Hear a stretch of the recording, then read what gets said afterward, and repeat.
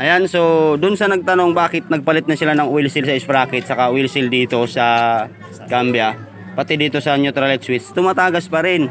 So hindi na, wala na dyan yung mga problema mga idol, wala na dyan. Pag ganun na scenario, nagpalit na kayo dito, nagpalit na kayo dito, nagpalit na kayo dyan, meron pa rin tagas, hindi na doon yung problema. Ang problema niya dito.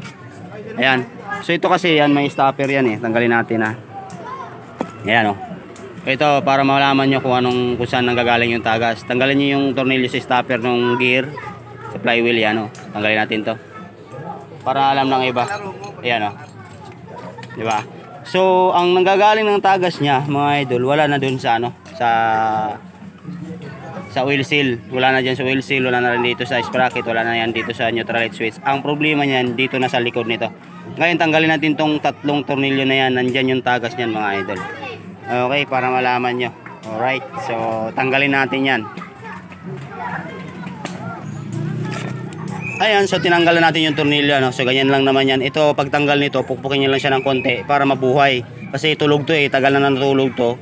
Pag binigla nyo kasing tanggal to, malulustrid yung mga tornilyo niya. Ayan ialagaan natin yung mga butas ng screw kasi sa susunod na magkalas na ito, may hirapan pagka nabungi na yan.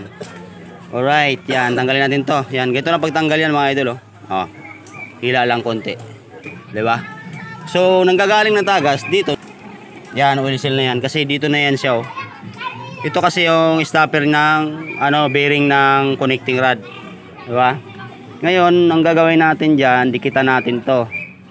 Tapos, kung ayaw nyo magpalit ng ganito na bago, kasi mahirap na maghanap ng ganito ngayon sa brand nyo, ang gagawin nyo na lang dyan, tanggalin nyo itong spring. May spring yan dito sa gitna Ayan Ayun, bawasan nyo siya yung spring ng kahit ganyan lang para hindi siya tumagas at umipit tong oil seal nya. Okay, so ganun lang. Ngayon, ibalik natin yan mamaya mga idol para mawala yung tagas niyan. Alright. Ayan, so ito na nga mga idol dinikitan na natin siya. Ayan. Kasi itong cover na to mga idol dito, meron lang siyang o-ring dyan na maliit. So wala tayong pampalit dyan. Saka mahirap na maghanap ng ganito mga idol. Yan, mahirap na maghanap nitong mga ganitong parts sa mga Rouser 220, 180, 200. So ang ginawa natin dyan, dinikitan lang natin siya para mawala yung tagas niya na galing dito. Kasi yung akala ng iba ay dito, saka dito sa change bracket, saka sa cambia, tapos sa neutral light switch. So yan, tanggal ang tagas niyan mga idol. Ganyan lang gagawin nyo. Okay, so ilalagay na natin siya. Ayan, so nilagay na natin siya mga idol May dikit yan para kahit papaano mawala yung tagas niya. Okay.